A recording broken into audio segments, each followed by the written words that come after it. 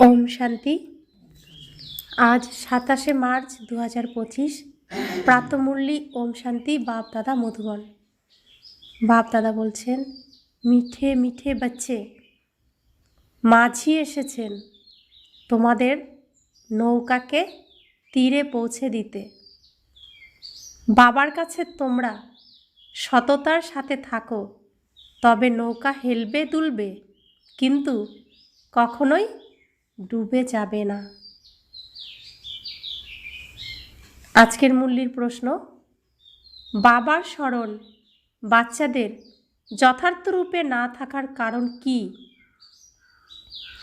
উত্তর, সাকার আস্তে আস্তে ভুলে গেছে যে আমরা আত্মারা নিরাকার, আর আমাদের বাবাও হলেন নিরাকার। সাকার হওয়ার কারণে সাকারের স্মরণই সহজে এসে যায়। দেহি অভিমানী হয়ে নিজেকে বিন্দু মনে করে বাবাকে স্মরণ করা, এতেই পরিশ্রম রয়েছে। ওম শান্তি। শিব ভগবানুবাচ, এনার নাম তো শিব নয়, তাই না? এনার নাম ব্রহ্মা, আর এনার দ্বারাই কথা বলেন। শিব ভগবানুবাচ, শিব বাবা কার মুখের দ্বারা কথা বলেন? ব্রহ্মা বাবার মুখের দ্বারা। শ্রীকৃষ্ণের অন্তিম জন্মের অন্তিম শরীরের অন্তিম মুখের দ্বারাই কথা বলেন। এটা তো অনেকবার বোঝানো হয়েছে যে কোনো মানুষকে বা দেবতাকে অথবা সূক্ষ্মবতন নিবাসী ব্রহ্মা, বিষ্ণু, শঙ্করকে ভগবান বলা যায় না। যাদের আকার বা সাকার চিত্র আছে তাদের ভগবান বলা যায় না। ভগবান বলা হয় অসীম জগতের পিতাকে। ভগবান কে কারো জানা নেই, নেতি নেতি বলে থাকে, অর্থাৎ আমরা জানি না। তোমাদের মধ্যেও অল্প সংখ্যক আছে যারা যথার্থ রূপে জানে। আত্মা বলে, হে ভগবান। আত্মা তো বিন্দু, সুতরাং বাবাও বিন্দু হবেন। এখন বাবা বসে বাচ্চাদের বোঝান। বাবার কাছে 30 থেকে 35 বছরের বাচ্চাও আছে যারা আমরা আত্মা বিন্দু এটাও বোঝে না। কেউ তো খুব ভালোভাবে বুঝেছে, বাবাকে স্মরণও করে। অসীম জগতের পিতা হলেন প্রকৃত হীরা। হীরাকে খুব সুন্দর বক্সে রাখা হয়। কারো কাছে ভালো হীরা থাকলে এবং সেটা কাউকে দেখাতে হলে সোনা রূপার বাক্সে রেখে তারপর দেখায়। হীরের জহুরি সেটা দেখে বুঝতে পারে, আর কেউ বুঝতে পারে না। যারা হীরাকে চেনে না তারা কাঁচকেও হীরা বলবে। তো বাবা বলছেন, নকল হীরা দেখালেও কেউ জানতে পারে না, এভাবেই অনেকে ঠকে যায়। এখন সত্য পিতা এসেছেন, কিন্তু মিথ্যা, নকল এমন এমন আছে যা মানুষ বুঝতে পারে না। গাওয়াও হয়ে থাকে, সত্যের নৌকা হেলবে কিন্তু ডুববে না, মিথ্যার নৌকা হেলবে না, ডুবে যাবে। এমনকি এখানে যারা বসে আছে তারাও নৌকাকে হেলানোর চেষ্টা করে থাকে। ট্রেটরের কথা বলা হয়ে থাকে, তাই না? এখন তোমরা বাচ্চারা জানো যে মাঝিরূপী বাবা এসেছেন, তিনি বাগানের মালিকও। বাবা বুঝিয়েছেন যে এ হলো কাঁটার জঙ্গল, সবাই পতিত, তাই না? কত মিথ্যা। প্রকৃত বাবাকে, প্রকৃত সত্য যারা, তারাই জানতে পারে। তো দুনিয়ায় মিথ্যা, সব দিকে মিথ্যা আর মিথ্যা। তো সত্য পিতাকে কারা জানতে পারে? যারা প্রকৃত সত্য তারাই জানতে পারে। এখানে যারা আসে তাদের মধ্যেও সম্পূর্ণরূপে জানে না, সম্পূর্ণ পরিচয় নেই, কেননা গুপ্ত, তাই না? ভগবানকে স্মরণ তো সবাই করে, এটাও জানে যে তিনি নিরাকার, পরমধাম নিবাসী। আমরাও নিরাকার আত্মা, এটা জানে না। সাকারে বসে বসে ভুলে গেছে, সাকারে থাকতে থাকতে সাকারই স্মরণে আসে। তোমরা বাচ্চারা এখন দেহি অভিমানী হচ্ছ। ভগবানকে বলা হয় পরম পিতা, পরমাত্মা। এটা বোঝা তো অতি সহজ। পরম পিতা অর্থাৎ সর্বোচ্চ স্থানের নিবাসী পরম আত্মা। তোমাদের বলা হয় আত্মা, তোমাদের পরম বলা হয় না। তো পরম অর্থাৎ সর্বোচ্চ স্থানে কে থাকে? বাবা থাকেন। পরম অর্থাৎ সব থেকে আপন কে? বাবা। তাই তিনি পরম আত্মা। কিন্তু আমরা না সর্বোচ্চ স্থানে থাকি, না সকলের আপন হতে পারি। তাই আমাদেরকে বলা হয় আত্মা। তোমরা পুনর্জন্ম গ্রহণ করো, তাই না? এ কথা কেউ জানে না। ভগবানকেও সর্বব্যাপী বলে থাকে। ভক্ত ভগবানকে খুঁজতে পাহাড়ে, তীর্থে, নদীতেও যায়। ওরা ভাবে নদী পতিত পাবনী, ওখানে স্নান করলে পবিত্র হয়ে যাব। ভক্তিমার্গে তো এটাও কেউ জানে না আমরা কি চাই। শুধু বলে থাকে মুক্তি চাই, মোক্ষ চাই, কেননা এখানে দুঃখী হওয়ার কারণে বিরক্ত হয়ে গেছে। সেজন্য আমরা ভগবানকে ডাকি যে কত দুঃখ আর দেবে আমাকে, আমাকে এই উদ্ধার করো, এই দুঃখ থেকে মুক্ত করো, নিয়ে যাও তোমার সাথে, তুমি আসো, তুমি এসে আমাকে নিয়ে চলো তোমার সাথে। সত্যযুগে কেউ মোক্ষ বা মুক্তি প্রার্থনা করে না, ওখানে ভগবানকে কেউ ডাকে না। এখানে দুঃখী হওয়ার কারণে ভগবানকে ডাকে। ভক্তিতে কারো দুঃখ মিটতে পারে না। যদি কেউ সারাদিন রাম রাম বসে জপও করে, তবুও দুঃখ মিটতে পারে না। তো জপ তপ শাস্ত্র আদি তীর্থ সবই তো হলো, দুঃখ তো আর এই দুনিয়ার থেকে গেল না, আরও দিন দিন দুঃখ বাড়তেই থাকলো। তাহলে এত যে ভক্ত, এত যে পূজা অর্চনা, তার ফল দুঃখ কেন? তার ফল সুখ হওয়া উচিত। এই দুনিয়ার থেকে সমস্ত দুঃখ চলে যাওয়া উচিত, কারণ ভক্তের সংখ্যাই বেশি। কিন্তু সেটা তো হয়নি, দুঃখ দিন দিন বাড়তেই থেকেছে। তাই বাবা বলছেন এটা হলো রাবণ রাজ্য। দুঃখ তো যেন গলায় আটকে পড়ে আছে, গাও হয়ে থাকে। দুঃখে সবাই সিমরন করে, সুখে থাকলে কেউ জপ করে না। দুঃখে থাকলে সবাই ঈশ্বরের নাম জপ করে, সুখে থাকলে কেউ মনেও রাখে না। এর অর্থই হলো নিশ্চয়ই সুখ ছিল, এখন দুঃখ নেমে এসেছে। সুখ ছিল সত্যযুগে, দুঃখ এখন কলিযুগে। সেই জন্য একে কাঁটার জঙ্গল বলা হয়। প্রথম নম্বর হলো দেহ অভিমানের কাঁটা, তারপর কামের কাঁটা। এখন বাবা বোঝাচ্ছেন তোমরা এই নেত্রের দ্বারা যা কিছু দেখছো সব বিনাশ হয়ে যাবে। এখন তোমাদের যেতে হবে শান্তিধাম। নিজের ঘর আর রাজধানীকে স্মরণ করো। ঘরকে স্মরণ করার সাথে সাথে বাবাকে স্মরণ করাও জরুরি, কেননা ঘর কোনো পতিত পাবন নয়। তোমরা পতিত পাবন বাবাকে বলে থাকো, সুতরাং বাবাকেই স্মরণ করতে হবে। তিনি বলেন মা মেকম স্মরণ করো, আমাকেই তো আহ্বান করে থাকো। বাবা তুমি এসে আমাদের পবিত্র করে তোলো। জ্ঞানের সাগর যখন, নিশ্চয়ই মুখ দিয়েই বোঝাতে হবে। তিনি জ্ঞানের সাগর, তাই মুখ দিয়ে তাকে বোঝাতে হয়, কারণ আমরা মুখের ভাষা বুঝি, কান রসে আমরা অভ্যস্ত, মনের কথা কারোর বুঝতে পারি না। তো ভগবান শরীর ছাড়া মনে মনে বললে বুঝতে পারবো না, সেজন্য তিনি মুখের আধার নেন আর শ্রীকৃষ্ণের অন্তিম জন্মের অন্তিম শরীরের মুখ দ্বারা আমাদেরকে সমস্ত জ্ঞান সমস্ত রহস্য বোঝান।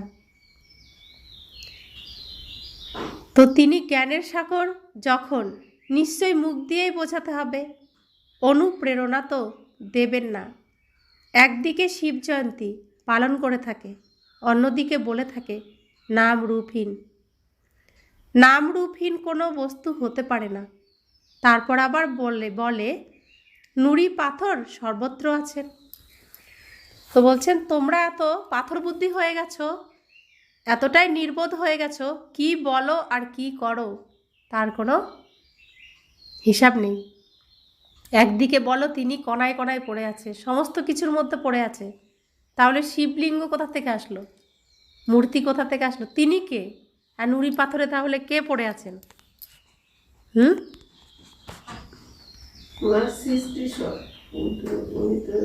আমরা বলছি নুড়ি পাথরে পড়ে আছে সর্বত্র, সবার মধ্যে ভগবান আছে, তাহলে পুজো কাকে করছি, কার মূর্তি আনছি?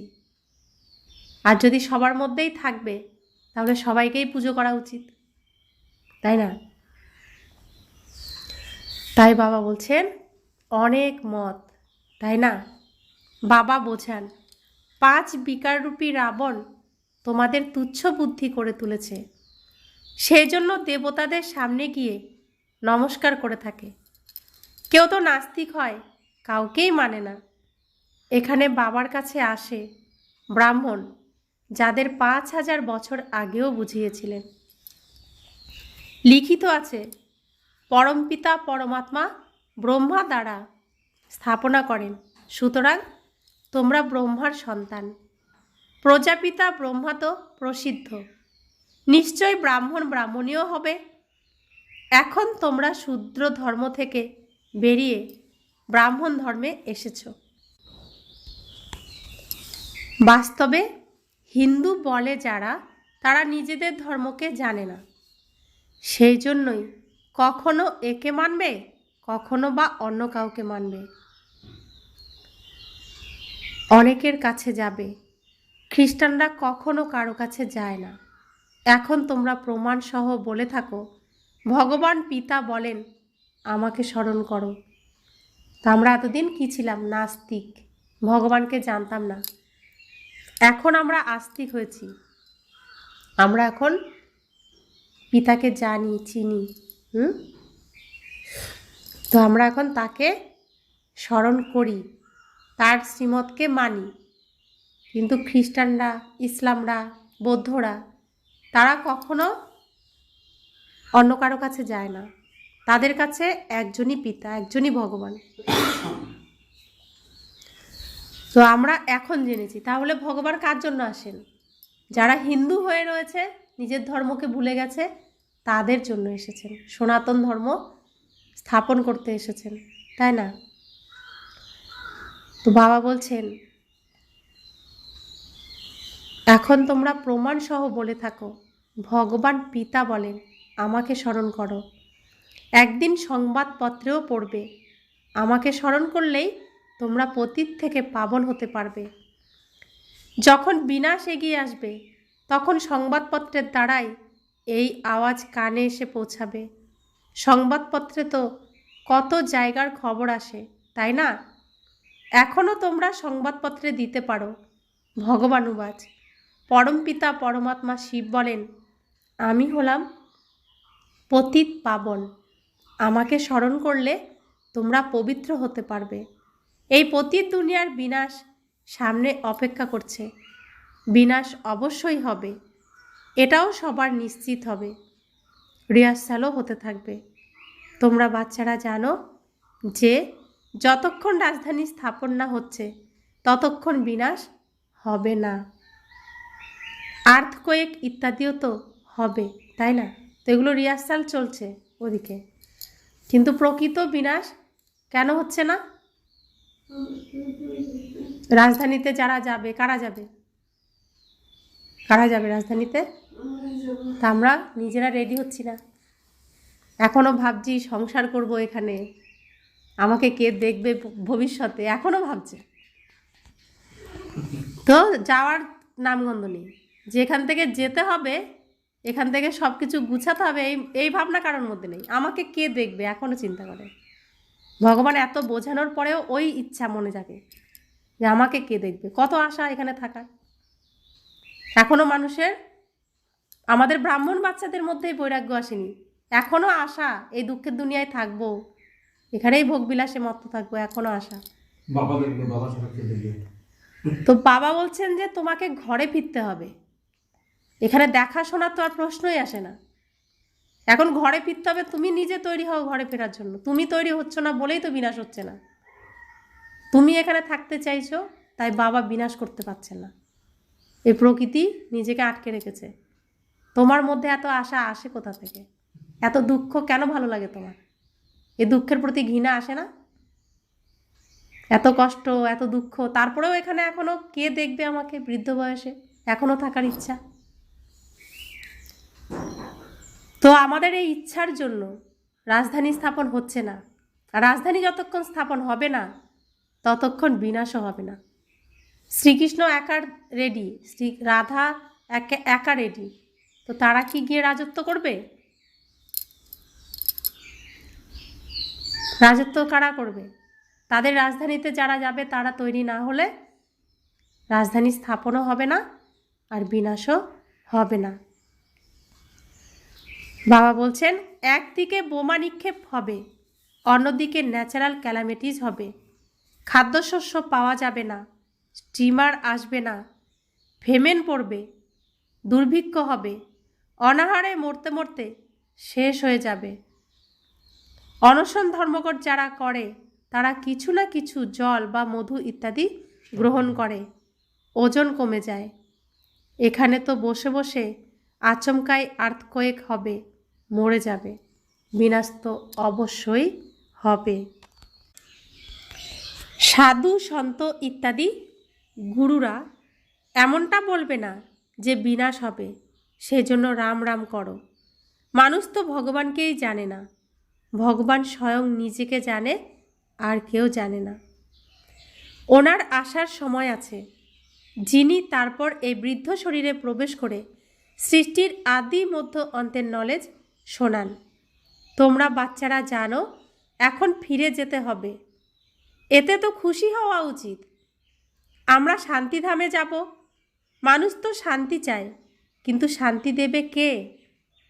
বলাও হয়ে থাকে শান্তি দেবা। এখন দেবেরও দেব তো একজনই, উচ্চ থেকেও উচ্চ হলেন বাবা। তিনি বলেন আমি তোমাদের সবাইকে পবিত্র করে নিয়ে যাব, একজনকেও ছাড়ব না। ড্রামা অনুসারে সবাইকেই যেতে হবে। তো বাবা এসেছেন, তার দুষ্টু সন্তান হোক আর ভালো সন্তান হোক, সবাই তো সন্তান। তিনি কি একজনকেও রেখে যাবেন? সবাইকেই নিয়ে যাবেন। তো সবার কাছে বাবার খবর পৌঁছানোর দায়িত্ব কাদের? তো যতক্ষণ না খবর সবাই পাচ্ছে, ততক্ষণ সবাই তো যাওয়ার চিন্তা বা যাবে যে সেটাও বুঝবে না। তো আমাদের দায়িত্ব আমাদের খুব তাড়াতাড়ি পালন করতে হবে। আমরা তো নিমিত্ত হয়েছি, তো সবাইকে এখন যেতে হবে। তাই এই পৃথিবীতে আর আশা তো রাখা, ইচ্ছা রাখা আর ঠিক নয়। ঘরে ফিরে যেতে কার না ইচ্ছা করবে? যদি নিজের ঘরকে নিজের ঘর মনে করে, তো ঘরে যেতেই তো মন চাইবে। আর শুধু শোনার জন্য শুনলে মন চাইবে না। তো বাবা বলছেন যে ড্রামা অনুসারে সবাইকেই যেতে হবে। গাও হয়ে থাকে, মশার সদৃশ্য সব আত্মারা যায়। এটাও জানো যে সত্যযুগে খুব অল্প সংখ্যক মানুষ থাকবে। এখন কলিযুগের অন্তিমে অসংখ্য মানুষ, তারপর সংখ্যায় কম কিভাবে হবে? এখন হলো সঙ্গম। তোমরা সত্যযুগে যাওয়ার জন্য পুরুষার্থ করছো। জানো যে বিনাশ হবে, মশার মতো সব আত্মারা যাবে, সমস্ত ভিড় চলে যাবে। সত্যযুগে খুব অল্প সংখ্যক থাকবে। বাবা বলেন কোনো দেহধারীকে স্মরণ করো না, আমরা দেখেও দেখি না। আমি আত্মা নিজের ঘরে ফিরে যাব। খুশি মনে পুরানো শরীর ত্যাগ করা উচিত। নিজের শান্তিধামকে স্মরণ করলে অন্তিমকালে যেমন মতি তেমনই গতি হবে। তো আমাদের এখন শরীর কি, এটা ভাঙাচুরা, ওষুধরূপী পেট্রোল দিচ্ছে এক্সট্রা, তো ধাক্কা দিয়ে দিয়ে এই গাড়িকে চালাচ্ছে। তো বাবা তো বলছেন যে তুমি নিজেকে সুন্দর পরিষ্কার করে ফেলো, তোমার জন্য সব সুন্দর সুন্দর সব কিছু রেডি আছে। তবুও আমরা কেন এই ভাঙাটাকেই পছন্দ করি, এই ধাক্কা খাওয়াটাকেই পছন্দ করি? বাবা বলছেন খুশি মনে এই শরীরটাকে তুমি ছাড়ো, শরীর ছাড়ার জন্য প্রস্তুত হও মন থেকে। কারণ এই ভাঙাটাকে নিয়ে তো তোমার কোনো লাভ নেই। যত তাড়াতাড়ি ছাড়বে তত তাড়াতাড়ি তুমি ভালোটা পাবে। তাহলে নিজেকে যত তাড়াতাড়ি পরিষ্কার করবে তত তাড়াতাড়ি তো মুক্ত হবে, সুন্দরটা পরতে পারবো। সুন্দর জামা কাপড় পরতে গেলে পরিষ্কার পরিচ্ছন্নতা হতে হয়, তো করছো না কেন নিজেকে পরিষ্কার? কেন নোংরার মধ্যে আরও নিয়ে যাচ্ছ? তো বাবা বলছেন এক বাবাকেই স্মরণ করা, এতেই পরিশ্রম রয়েছে। পরিশ্রম ছাড়া উচ্চ পদ প্রাপ্ত হয় না। বাবা আসেন তোমাদের নর থেকে নারায়ণ করে তোলার জন্য। এখন এই পুরানো দুনিয়াতে কোনো মানসিক শান্তি নেই। শান্তি আছে শান্তিধাম আর সুখধামে। এখানে তো ঘরে ঘরে অশান্তি, মারামারি। বাবা বলেন এই ছি ছি দুনিয়াকে ভুলে যাও। মিষ্টি মিষ্টি বাচ্চারা, আমি তোমাদের জন্য স্বর্গ স্থাপনা করতে এসেছি। এই নরকে তোমরা পতিত হয়ে পড়ে আছো, এখন স্বর্গে যেতে হবে। বাবা আর স্বর্গকে স্মরণ করো, তবেই অন্তিমে স্থিতি অনুযায়ী গতি হবে। তো আমার জন্য একটা সুন্দর বাড়ি আমার বাবা দিচ্ছেন, সুন্দর পোশাক আশাক আমাকে দিচ্ছেন। তাহলে আমি কোনটা নেব? পুরনোটাকে নিয়ে পড়ে থাকবো না নতুনটাকে নেব? তো সেটাই কেন বুঝতে পারছি না। বাবা আমাদের জন্য সব সুন্দর রেডি করে রাখছেন, আর আমরা পুরনোটাকে ছাড়ছি না বলে নতুনটা নিতে পারছি না। বাবা বলছে বিবাহ ইত্যাদি যে কোনো অনুষ্ঠানে যাও, কিন্তু বাবাকে স্মরণ করো। সম্পূর্ণ নলেজ বুদ্ধিতে থাকা উচিত। ঘরে থাকো, সন্তান এবং পরিবারের দায়িত্ব পালন করো, কিন্তু বুদ্ধিতে রেখো যে বাবার আদেশ আমাকে স্মরণ করো। ঘর পরিবার ছাড়তে হবে না, তাহলে বাচ্চাদের দায়িত্ব কে নেবে? ভক্তরাও ঘরে থাকে, গৃহস্থ ব্যবহারে থাকে, তবুও তাদের ভক্ত বলা হয়, কেননা ভক্তিও করে, ঘরে বাইরে উভয় দিকেই সামলায়। বিকারে যায়, তবুও গুরু বলে থাকে, যদি কৃষ্ণকে স্মরণ করো তবে তার মতো সন্তান হবে। এইসব ব্যাপারে এখন বাচ্চারা তোমাদের যাওয়া উচিত নয়, কেননা তোমাদের এখন সত্যযুগে যাওয়ার কথা শোনানো হচ্ছে, যার স্থাপনা কার্য চলছে। বৈকুণ্ঠে স্থাপনা কৃষ্ণ করে না, কৃষ্ণ তো সেখানকার মালিক। বাবার কাছ থেকে অবিনাশী উত্তরাধিকারী প্রাপ্ত করেছে। সঙ্গমের সময়েই গীতার ভগবান আসেন, কৃষ্ণ ভগবান নন। তো প্রত্যেকেই শ্রীকৃষ্ণের মতো সন্তান কামনা করে, শ্রীকৃষ্ণের মতো প্রতি কামনা করে। তো শ্রীকৃষ্ণ কি এই নরকে আসবে? সকলের মনের ইচ্ছা কোথায় পূরণ হবে? সত্যযুগেই পূরণ হবে। সেখানে গেলেই শ্রীকৃষ্ণের মতো সন্তান, শ্রীকৃষ্ণের মতো পতি পাওয়া যাবে। তো এখানে যখন পূরণ হবে না, ইচ্ছা তো আছে সকলেরই, তাহলে পূরণ করার জন্য যেখানে পূরণ হবে সেখানে যেতে হবে। যদি সত্যি সত্যি মনে ইচ্ছা থাকে, প্রকৃত সত্য ইচ্ছা থাকে। তাই বাবা বলছেন ইনিও ঈশ্বরীয় পড়াশোনা করছেন। কে করছেন? শ্রীকৃষ্ণ নিজে তার অন্তিম সময়ের অন্তিম শরীর দ্বারা ভগবানের কাছে পড়াশোনা করে তবেই তিনি শ্রীকৃষ্ণ হবেন। গীতা শোনান বাবা, আর বাচ্চারা শোনে। ভক্তিমার্গে ওরা বাবার পরিবর্তে বাচ্চার নাম, শ্রীকৃষ্ণের নাম লিখে দিয়েছে। বাবাকে ভুলে যাওয়ার জন্য গীতাও খণ্ডন হয়ে গেছে। খণ্ডন করা গীতা পড়ে কি হবে? বাবা তো রাজযোগ শিখিয়েছেন, যার দ্বারা কৃষ্ণ সত্যযুগের মালিক হয়েছে। ভক্তিমার্গে সত্যনারায়ণের কথা শুনলে কি কেউ স্বর্গের মালিক হতে পারবে? ভক্তিমার্গে সত্যনারায়ণের কথা তো অনেক শুনেছি আমরা, তা দিয়ে কি স্বর্গের মালিক হতে পারবো আমাদের মনে হয়েছে? না, একে কেউ মন দিয়ে শোনে, ওতে কোনো লাভ হয় না। সাধু সন্তরা নিজ নিজ মন্ত্র দেয়, ফটো দেয়, এখানে ওসব কোনো ব্যাপার নেই। তো গুরুরা নিজের ছবি দিয়ে দেয়, নিচে আবার নামও লিখে দেয় যাতে গুরুকে স্মরণ করতে পারে, মন্ত্রও দিয়ে দেয়।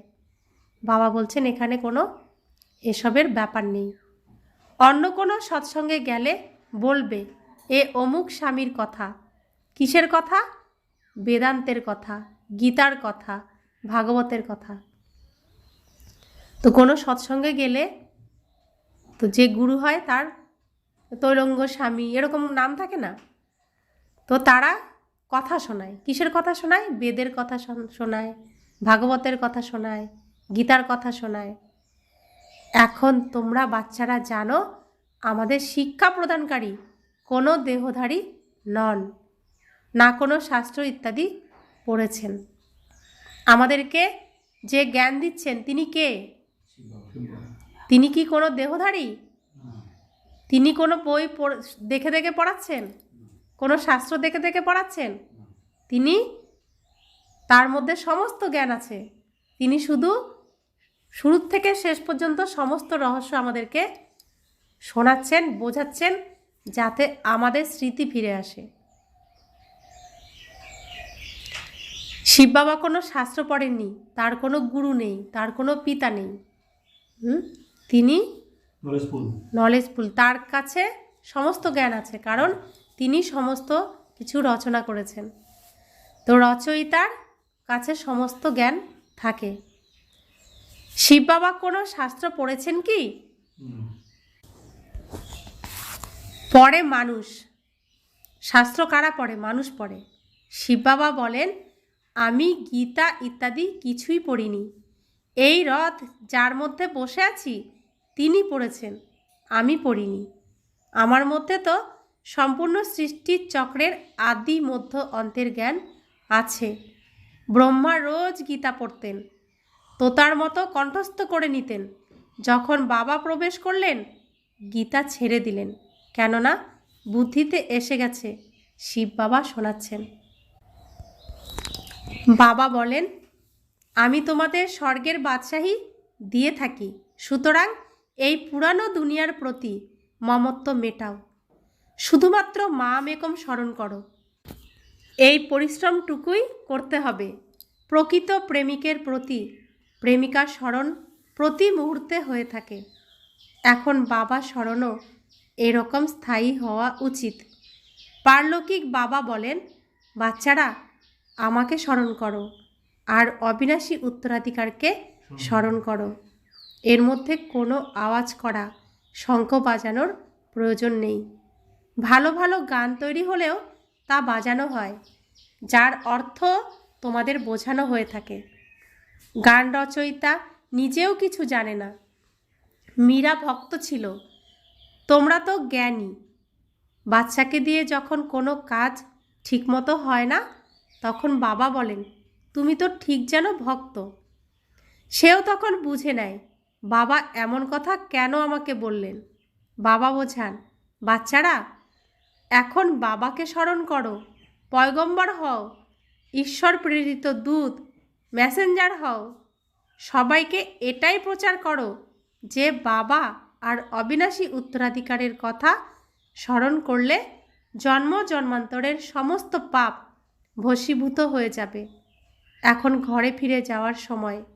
ভগবান একজনই, নিরাকার, ওনার নিজের শরীর নেই। বাবাই বসে নিজের পরিচয় দিয়ে থাকেন, মনমনা ভবর মন্ত্র দেন। সাধু সন্ন্যাসীরা এমনটা কখনো বলবে না যে বিনাশ হবে, সুতরাং বাবাকে স্মরণ করো। সাধু সন্তরা কখনো এসব বলে? যারা ভাগবত পড়ে শোনায়, গীতা পাঠ করে শোনায়, বেদশাস্ত্র শোনায়, তারা কখনো বলে যে বিনাশ হবে, তোমরা ঘরে ফিরে চলো? সুতরাং বাবাকে স্মরণ করো, এ কথা কেউ বলে? বাবা ব্রাহ্মণ বাচ্চাদের স্মরণ করিয়ে দেন। স্মরণে হেলথ আর ঈশ্বরীয় পড়াশোনায় ওয়েলথ প্রাপ্ত হবে। বাবাকে স্মরণ করলে কি হবে? সুস্থ শরীর হবে। আর পড়াশোনা করলে কি হবে? ধন সম্পত্তি লাভ হবে। তোমরা কালকে জয় করে থাকো। আমরা কাকে জয় করছি? কাল। কালেরও কাল, মহাকাল আমার পিতা, তিনি এসেছেন। তো মহাকালের সন্তান আমিও, মহাকাল। তো কালকে জয় করি। আমরা সব কালেই কি থাকি? অমর থাকি। কখনো আমাদের বিনাশ হয় না। আমরা প্রত্যেক কালেই থাকি, তাই না? তো কালকে আমরা জয় লাভ করি। সত্যযুগে কখনো অকাল মৃত্যু হয় না। দেবতারা কালের উপর বিজয় প্রাপ্ত করতে সক্ষম হয়। তো যত বাবাকে স্মরণ করব তত কি হবে? নিরোগী শরীর হবে। যত নিরোগী শরীর হবে তত আয়ু বৃদ্ধি পাবে, দীর্ঘজীবী হবে না? সেজন্য বাবা বলছেন তোমরা কালকে জয় করে ফেলো। দেবতারা কালের উপর বিজয় প্রাপ্ত করতে সক্ষম হয়। अच्छा, मीठे मीठे सिखिले दे बच्चों प्रति माता पिता बाप दादा का याद प्यार और गुड मॉर्निंग। रूहानी बाप की रूहानी बच्चों को नमस्ते। हम रूहानी बच्चों की रूहानी माता पिता बाप दादा को याद प्यार गुड मॉर्निंग और नमस्ते नमस्ते नमस्ते। शुक्रिया बाबा, शुक्रिया बाबा, शुक्रिया। धारणार जोन्नो मुख्य सार, एमन कोनो कर्म करा उचित नय जाते बाबार द्वारा भक्त टाइटेल प्राप्त है। पयगम्बर हुए सबाइके बाबा और अविनाशी उत्तराधिकार के स्मरण करार प्रचार करते हबे। तो एखोनो यदि आमरा भक्ति निये पड़े थाकी, भक्तिर आचरण करी, तो बाबाके तो बोलते बाध्य, बाबा बोलते तो बाध्य हबेन जे तुमी एखोनो तो भक्तई रये गेले, भक्ति तो आगे शेष करो। दुटो तो एकसंगे सम्भव ना। दुटो एकसंगे कतदिन सम्भव? কিছুদিন সম্ভব, কারণ ওখান থেকে আমাকে এখানে আসতে কিছুদিন সময় নিতে হবে। কিন্তু সব সময় চললে বাবা কি করবেন? বলে তুমি ভক্তই থাকো। তো বাবার মুখ থেকে যেন এটা না বেরোয় যে তুমি তো ভক্তই রয়ে গেছো, তাহলে জ্ঞান তুমি পাবে কি করে? সেজন্য বাবা বলছেন তোমার যা দায়িত্ব, তুমি ঈশ্বরের দূত, মেসেঞ্জার হয়েছো, পয়গম্বর হয়েছো, সবাইকে ঈশ্বরের খবর দাও, এটা তোমার দায়িত্ব। ভক্তি করা তোমার এখন সাজে না। দ্বিতীয় ধারণা, এই পুরানো দুনিয়াতে কোনো শান্তি নেই। এই ছিছি দুনিয়াকে ভুলে যেতে হবে। ঘরকে স্মরণ করার সাথে সাথে পবিত্র হওয়ার জন্য বাবাকেও স্মরণ করতে হবে। এই নোংরা দুনিয়ায় দুঃখ আর দুঃখ, তো দুঃখ পেতে এখনও মন চায়। যার মন চাইবে তার এই দুনিয়ার থেকে যেতে ইচ্ছা করবে না, এখানে এখনও বিস্তার করতে ইচ্ছা করবে, ইচ্ছা থাকবে মনে।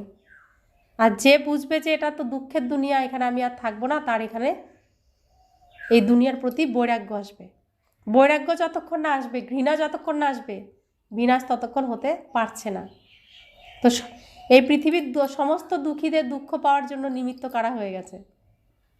যারা আমরা দুঃখ দূর করার নিমিত্ত হয়েছি তারা হয়ে গেছি। তা আমাদের ইচ্ছাকে কি করতে হবে? ইচ্ছা মাত্র অবিদ্যা, এই দুনিয়ার প্রতি ঘৃণা থাকতে হবে আমাদের, তবেই হবে বিনাশ, তা নয়তো হবে না। ইচ্ছাকে দমন করতে না পারলে বিনাশ হওয়া সম্ভব নয়। বরদান, প্রবৃত্তিতে থেকেও পরবৃত্তিতে থাকা নিরন্তর যোগী ভব। নিরন্তর যোগী হওয়ার সহজ সাধন হলো প্রবৃত্তিতে থেকেও পরবৃত্তিতে থাকা। পরবৃত্তি অর্থাৎ আত্মিক রূপ।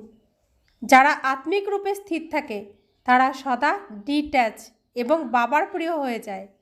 তারা যখন কিছু কাজ করবে তখন অনুভব হবে যেন কাজ করছে না, খেলা করছে। তো প্রবৃত্তিতে থেকে আত্মিক রূপে থাকলে সব কিছু খেলার মতো সহজ অনুভব হবে, বন্ধন মনে হবে না। কেবল স্নেহ আর সহযোগের সাথে শক্তির অ্যাডিশন করো, তাহলে হাই জাম্প লাগাতে পারবে। তো বাবা বলছেন কেবল স্নেহ আর সহযোগের সাথে শক্তির অ্যাডিশন করো, তাহলে হাই জাম্প লাগাতে পারবে। স্লোগান: বুদ্ধির সূক্ষ্মতা বা আত্মার হালকা ভাবই হলো ব্রাহ্মণ জীবনের পার্সোনালিটি। তো যারা শ্রীকৃষ্ণের প্রকৃত সাধক হবে, ভক্ত হবে, যারা প্রকৃত শ্রীকৃষ্ণপুরীতে যেতে চাইবে, তাদের বুদ্ধি কেমন থাকবে? তারা বড়ই কি হবে? চতুর হবে, বুদ্ধি সূক্ষ্ম থাকবে আর হালকা থাকবে। কারণ তারা নিজেরা নিজেকে আত্মা ভাববে। যত নিজেকে আত্মা ভাববে তত হালকা ভাব থাকবে। আর ব্রাহ্মণ জীবনের পার্সোনালিটি হলো হালকা। এই দুনিয়ার মানুষের কত বোঝা, এই সেই দুঃখের কাহিনী, কিন্তু আমাদের কোনো দুঃখের কাহিনী নেই। আমরা সম্পূর্ণ হালকা, আমাদের কোনো চিন্তা নেই, খুশির জীবন আমাদের। ব্রাহ্মণ জীবন মানেই খুশি, হালকা। আজকের অব্যক্ত ইশারা: সত্যতা আর সভ্যতারূপী কালচারকে ধারণ করো। সাহসী শক্তিদের সহায়তা করেন সর্বশক্তিমান। বাঘিনীরা কখনো কাউকে ভয় পায় না, তারা নির্ভয় থাকে। না জানি কি হবে, এটাও হলো ভয়, তাই না? সত্যতার শক্তিস্বরূপ হয়ে নেশার সাথে বলো, নেশার সাথে দেখো, আমরা হলাম অলমাইটি গভর্নমেন্টের অনুচর।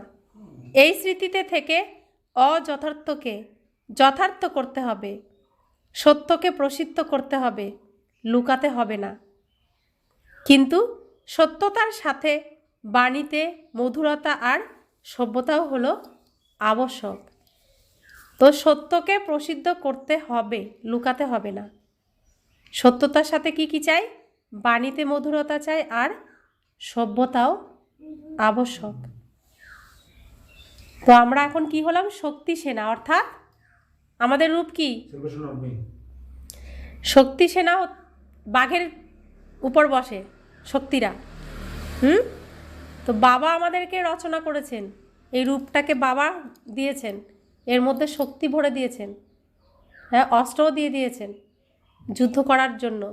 তো আমরা বাঘকেও কি করি? বশ করি। আর বাঘের পিঠে চড়ে আমরা কি করি? এই অশুভর বিরুদ্ধে লড়াই করি। তো যারা এরকম শক্তি সেনা হবে, বাঘিনী হবে, তারা কখনো কাউকে ভয় পাবে না আর নিজেকে লুকাবেও না। সবসময় সকলের সামনে প্রকাশ করবে যে আমি ঈশ্বরের সন্তান, আমি ব্রহ্মা কুমারী, আমি কুকে মারি। এই প্রমাণ সবার সামনে রাখবে, কখনো লুকাবে না নিজেকে। তা আমাদের প্রত্যেককে নিজের ভিতরের শক্তিকে, নিজের ভিতরের রূপকে জাগরিত করো, লুকানোর কিছু নেই। আমরা নির্ভীক, নিশ্চিন্ত পরমপিতা পরমাত্মার সর্বশক্তিমান মাস্টার, সর্বশক্তিমান সন্তান। নিজেকে এই সমানে সবসময় রাখো, তবে বিজয় আমাদের একদম কাছে এসে চলে আসবে, কাছে চলে আসবে বিজয়। আমাদের কোনো পরিশ্রম করতে হবে না। ওম শান্তি।